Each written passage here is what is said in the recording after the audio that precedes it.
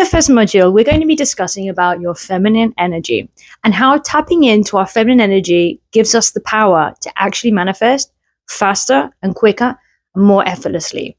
So when we talk about feminine energy, we're talking about surrender, flow, alignment, non-resistance. So not resisting, not forcing things, right? We are letting things go in their natural wave, in their natural rhythm.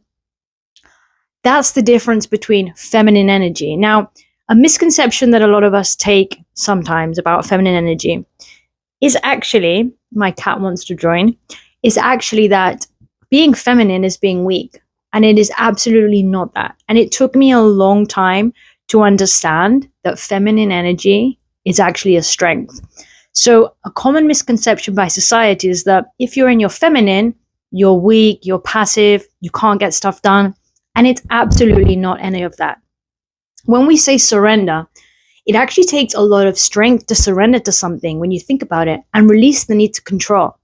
So when you release the need to control, you actually gain strength and you gain confidence and you gain your independence because you are not then depending on outside things and controlling outside circumstances for you to then feel that you're okay and that life's going to be okay for you.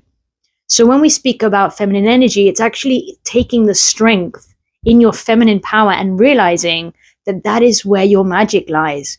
By dominating your persona, dominating that energy and really fulfilling that energy in within you and really standing by that strongly.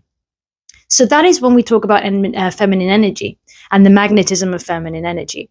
Now, going back to what society has taught us today, that being more masculine and hustle, hustle, hustle and getting stuff done, that's the right way to do things.